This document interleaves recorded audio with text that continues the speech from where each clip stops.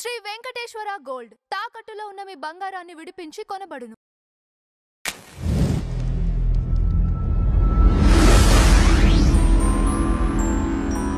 SC ST కాలనీస్లోనే ఎక్కువగా ఈ మత మార్పిడులు జరుగుతున్నాయి. అవి అరికట్టాలంటే అక్కడ దేవాలయాలు నిర్మాణం జరగాలని చెప్పేసి ఆల్రెడీ 350 పైగా దేవాలయాలు నిర్మాణం జరిగినట్టున్నాయి. 500 నుంచి 1000 టార్గెట్ అన్నట్టుగా చెప్తున్నారు. ఒకవేళ ఈ నిర్మాణం జరిగితే మత మార్పిడులు ఆగుతాయండి? ఆగే అవకాశం ఉంటుందంటారా? ఆగే అవకాశం ఉంటుంది. ఖచ్చితంగా పూర్తిగా 100% ఇంకా ఫుల్ స్టాప్ పడిపోతుంది అని చెప్పలేం. కానీ ప్రధానంగా హిందుత్వానికి సమస్య ఏంటి అని అంటే, అన్ని వర్గాల వారికి భగవంతుడు సౌలభ్యంగా అందుబాటులో లేడు అనేది ఒక సమస్య. అంటే ఇప్పుడు కొంతమంది ఆర్థిక భారం వల్ల, ఇంకొక సమస్యల వల్ల తిరుమల లాంటి దేవస్థానాలకు వెళ్ళి అక్కడ 1-2 రోజులు వసతి ఉండి దర్శనం చేసుకోవటం, అంటే ఆ 2-3 రోజులు ప్రయాణం ఖర్చులు, వీళ్ళు పని చేసుకునే ఉపాధి కోల్పోవటం, కానీ ఈ ఆర్థిక భారం దృష్ట్యా కొంతమంది అక్కడికి వెళ్ళలేకపోవచ్చు. కానీ తిరుమల వెంకటేశ్వర స్వామి వారిని దర్శనం చేసుకోవాలనేటువంటి ఆరాటం లేకపోతే తపన అందరికీ ఉంటుంది. కాబట్టి ఆ స్వామివారినే ప్రజల వద్దకు తీసుకొచ్చారనుకోండి, ఆ దేవస్థానం నిర్మాణం జరిగిందనుకోండి, అప్పుడు భగవంతుడితో ఒక మంచి సంబంధాలు అనేవి భక్తులకి ఏర్పడతాయి. ఇంకొకటి ప్రధానంగా అసలు ఈ పాషాణ మతాలు చూస్తే హిందుత్వం గురించి ప్రధానంగా వాళ్ళు మాట్లాడే అంశం ఏంటి? విగ్రహారాధన, వాళ్ళ ఎజెండా అంతా దీని చుట్టూనే తిరుగుతూ ఉంటుంది చూడండి. ఎందుకంటే భగవంతుడు విగ్రహమూర్తి, అర్చామూర్తి రూపంలో భక్తులకు అందుబాటులో ఉంటే ఆ కనెక్షన్ అనేది చాలా బలంగా ఉంటుంది. కాబట్టి వీళ్ళ ఏడుపు అంతా దాని మీదే ఉంటుంది. ఖచ్చితంగా దానివల్ల మంచి రిజల్ట్స్ అయితే ఉంటాయి. ఇది బిఆర్ నాయుడు ఏదైతే చెప్పారో ఆయనకి ధన్యవాదాలు చెప్పాలి నిజంగా. అంటే ఒక మత మార్పిడి ఎజెండా, ఆ కుట్రలను ఆయన బహిరంగతంగా మాట్లాడడం, ఓపెన్గా ఒక చైర్మన్ హోదాలో ఉండి మాట్లాడడం అనేది, అంటే వాళ్ళకు ఉన్నటువంటి ఆలోచన వ్యూ ఎలా ఉంది, వాళ్ళు పనిచేయాల్సినటువంటి మార్గం ఏంటి అనేది చాలా క్లారిటీగా ఉన్నారు అనేది అర్థమవుతుంది మనకి ఇక్కడ. ఇప్పుడు చాలామంది సమస్యను గుర్తించరు. ఫస్ట్ సమస్య అది. అసలు సమస్యని ఐడెంటిఫై చేయకుండా ఏమన్నా అందరూ అన్నదమ్ముల్లా కలిసి ఉన్నాం, కలిసిమెలిసి ఉన్నాం, అన్ని మతాలు ఒకటే, బాతకాని కబుర్లు చెప్పి వెళ్ళిపోతారు. కానీ సమాజం అట్లా లేదు. అన్నదమ్ముల్లాగా ఎవరు అట్లా వాళ్ళు లేరు అసలు. ఫస్ట్ హిందుత్వాన్ని లేకుండా చేయాలని వాళ్ళు ఓపెన్గా మాట్లాడే ఎన్నో సందర్భాలు మాట్లాడుతూ ఉన్నారు. కానీ అందరూ బాగానే ఉన్నారు, అన్నదమ్ముల్లా కలిసిమెలిసి ఉంటున్నారు, ఇలాంటి ఒకదప్పుడు మాటలు చెప్పేసి కొంతమంది చేతులు దొరుకుకొని బాధ్యతలు వదిలేసి వెళ్ళిపోతూ ఉంటారు. కానీ బిఆర్ నాయుడు గారు ఏదైతే ఇప్పుడు చైర్మన్ హోదాలో ఉండి మాట్లాడారో వాళ్ళకి సమస్య మీద ఒక పరిపూర్ణమైన అవగాహన ఉంది, కాస్త పరిశోధన చేశారు, దానికి పరిష్కారం ఏంటి అనేది కూడా ఆలోచించారు. ఇప్పుడు మాకులాగా వాళ్ళు పనిచేయలేకపోవచ్చు. అంటే మేము వెళ్తున్న మార్గంలో డైరెక్ట్గా ఒక మతంలో ఉన్న లోపాలని, పాస్టర్లు చేసిన దుర్మార్గాలని, ఇలాంటివి మేమైతే ఎత్తి మాట్లాడుతూ ఉంటాం.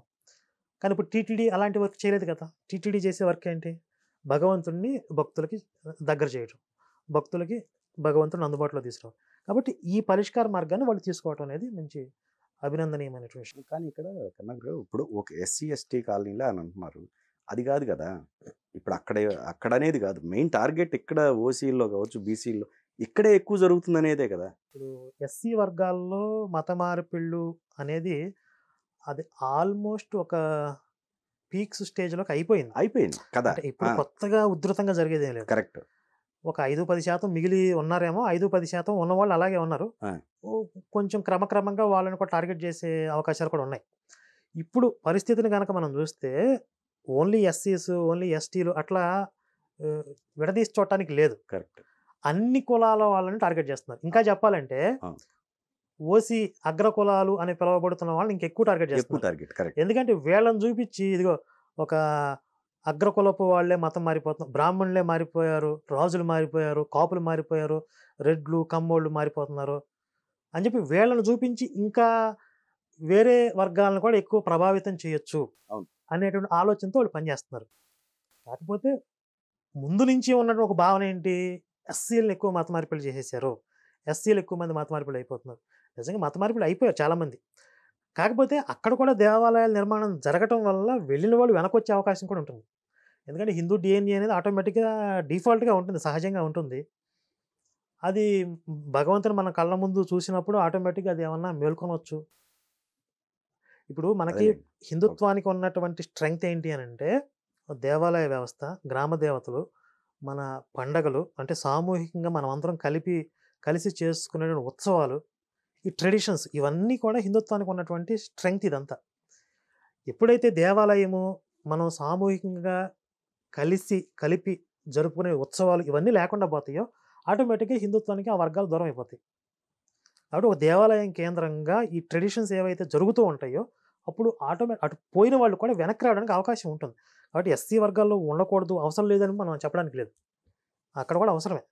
కాకపోతే అన్ని వర్గాల మీద దృష్టి పెట్టాలి. ఇప్పుడు ఎస్సీ వర్గాల్లో దేవాలయాలని నిర్మాణం చేయటం అని ఒక లక్ష్యంతో వీళ్ళు పనిచేస్తున్నారు.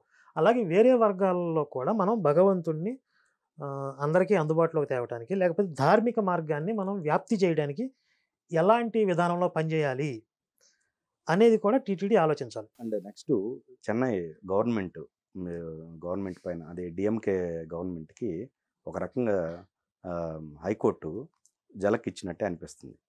ఎందుకంటే ఏవైతే ఆలయాలకు సంబంధించిన డబ్బు ఉందో అది మీరు వాడటానికి వీల్లేదు అని చెప్పేసి.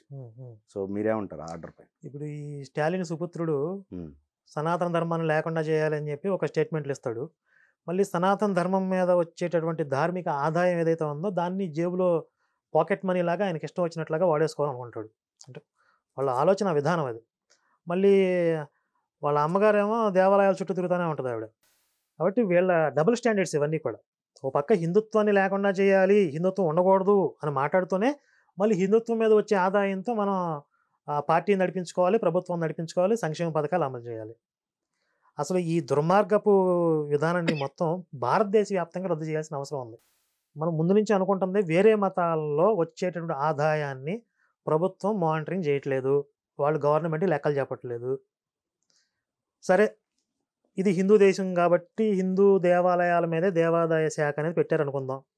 కానీ ఏ మార్గంలో ఆ ఆదాయం వస్తుందో, అంటే హిందూ ధర్మం బలంగా ఉంటే ఒక ఆదాయం అనేది ఏర్పడుతుంది దేవాలయాల్లో. కాబట్టి ఆ ధర్మాన్ని బ్రతికించాల్సిన అవసరం, దాన్ని వ్యాప్తి చేయాల్సిన అవసరం కూడా ప్రభుత్వానికి ఉంటుంది కదా.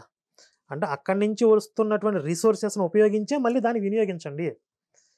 ఇప్పుడు దేవాలయాల మీద వచ్చే ఆదాయాన్ని ప్రభుత్వం అజమాయిషీలో తీసుకుంటుంది, మంచిదే, నో ప్రాబ్లం, అభ్యంతరం లేదు. కానీ అందులో కనీసం 90% ధార్మిక భక్తి మార్గాలని సమాజంలో వ్యాప్తి చేయడానికి, హిందూ ధర్మాన్ని బ్రతికించడానికి, లేకపోతే హిందూ ధర్మాన్ని ప్రజలందరికీ చేరువ చేయడానికి వినియోగించాలి. ఇది ఒక చట్టం చేయాలి.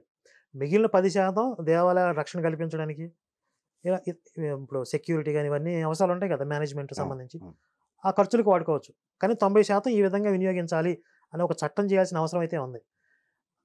అసలు మా హిందూ ఆర్గనైజేషన్ సంస్థలు ఇవన్నీ కూడా కోరుకునేది ఏంటి అంటే దేవాదాయ శాఖ నుండి దేవాలయాన్ని విడిపించండి అని చెప్పి. కాకపోతే ఇప్పటికిప్పుడు విడిపించేసి మళ్ళీ ఎవరి మేనేజ్మెంట్లోకి తీసుకోవాలి అదొక సమస్య ఉంటుంది.